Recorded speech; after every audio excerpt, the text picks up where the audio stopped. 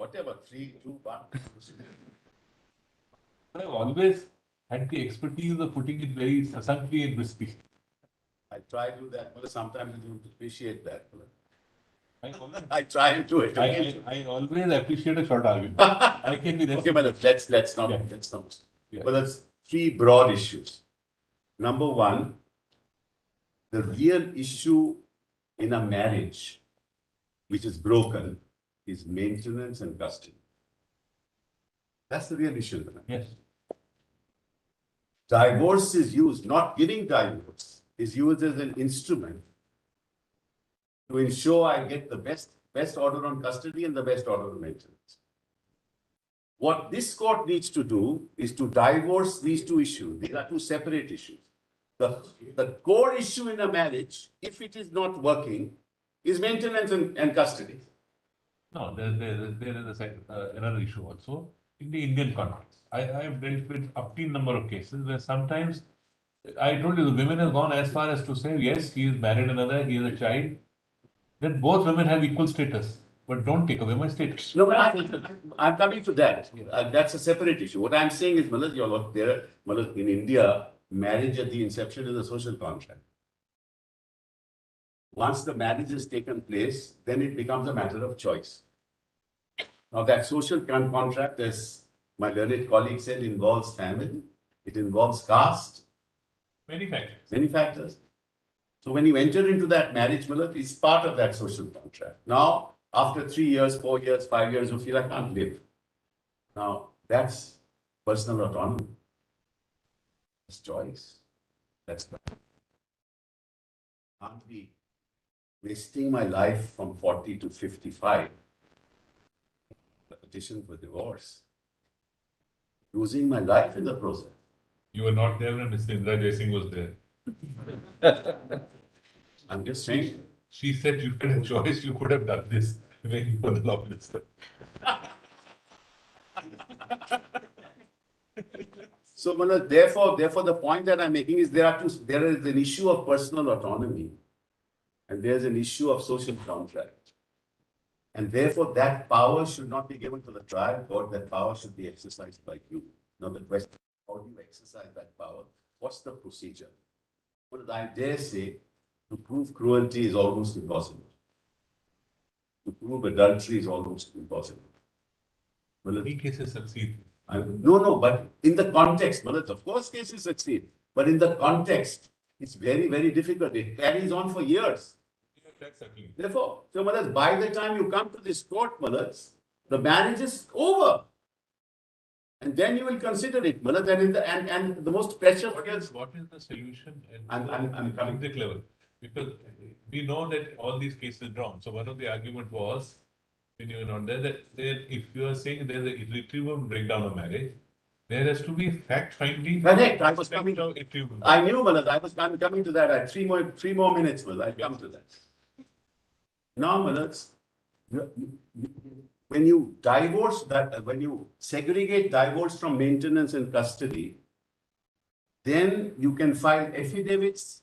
Now you come to the procedure before the trial court, the family court, saying this is what has happened, this is how he is adulterous, or this is how he is dealt with me. That response in affidavit will come, and the trial judge can come, family court can come to the conclusion that prima facie, this seems, and the test has to be much lower than the test that is applied normally. Much lower. And if prima facie comes to that conclusion, that matter, the family court can't grant divorce, but it can come to that prima facie finding. That will shorten the entire process of litigation. You can come then to the High Court and come in 142 for you to grant the divorce. So please appreciate that the process is as important as anything else. If the process gets prolonged, 21 is effective. Whereas I have a case, and I've done several of them, where there is adultery. We know there is adultery.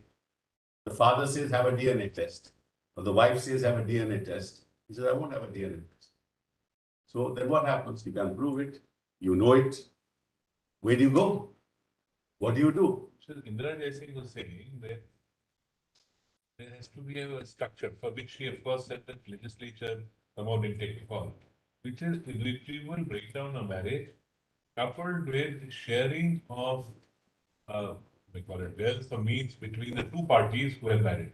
If Yeah. that financial aspect is taken care of, Yes. she says she gave examples of such kind of provision elsewhere in the world, where it is always structured with a financial. So even when it didn't pass the muster in parliament, it was because it was not coupled with a financial structure. I beg to differ. I tell you, Lordship, why. I beg to differ. Why? Because if you bring in the financials with a divorce, there will never be a settlement. One party will always want. You need to say, see, maintenance has to be granted. What happens in normal courts is interim maintenance, interim custody.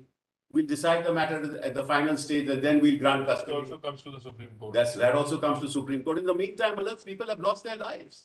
So you need to evolve a procedure which is not inconsistent with the law.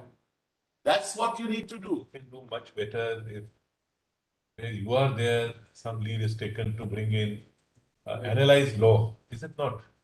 I'm not talking lightly. I'm actually saying that, if a parliamentary subcommittee would debate it out, bring a law into force, Won't happen. it will take care of so many things. It won't happen.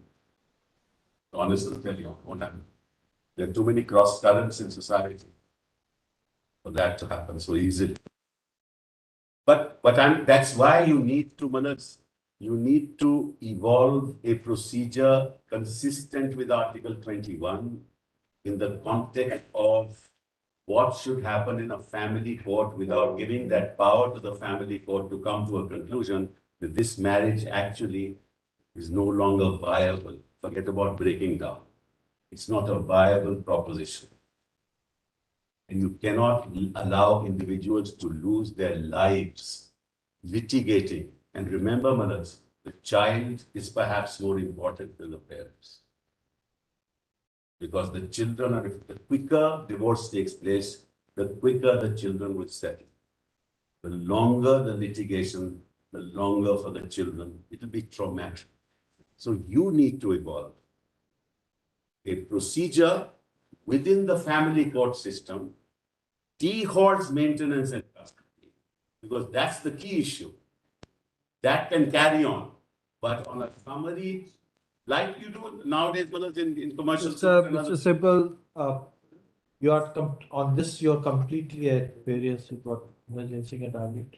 Because of the reason you just now said, we talked about diverse thought processes and diverse situations in the society. In many cases, the divorce is gets stuck up, you're right, because of maintenance, but right to fair maintenance is equally important. I agree. I agree. Precisely the point I'm making, Manoj. That maintenance with resolution will never take place if you integrally link the divorce with the maintenance. But they are intrinsically linked. I am not saying no, mother. Please appreciate. I am not saying no. But if you want, mothers, see, there is a right for the woman and the man to live separately.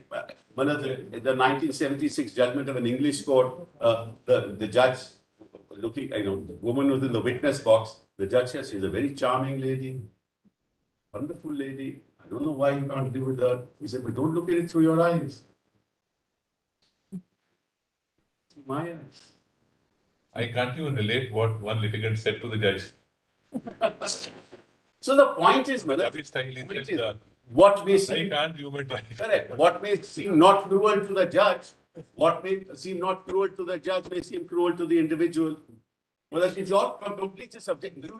There is in an interpersonal relationship, there is always be a personal likes, dislikes. There is two very good human beings may not be good partners. That's why they can live together perfectly fine, but when they get married, there's something. So therefore, a lower threshold. That's precisely the point I'm making.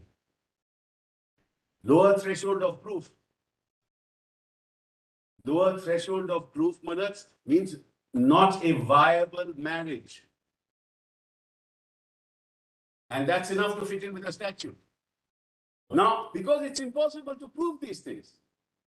And forget impossibility. The nature of litigation is such that it takes years by the time the man or the woman have lost their lives.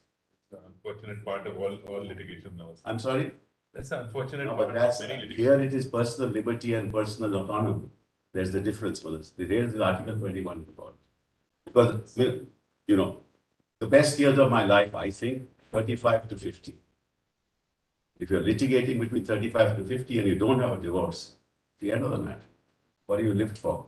You can't get it again.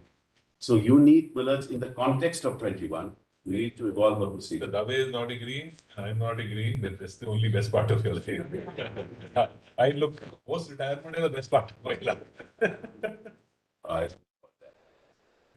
But I'm chiefly obliged, Millers. Thank you. I'll just like to make some Yes. signals. We'll But give just our 2 minutes. 2 minutes to you, and after that, the remaining 35, 37 minutes are for Mr. Dave. I wish to address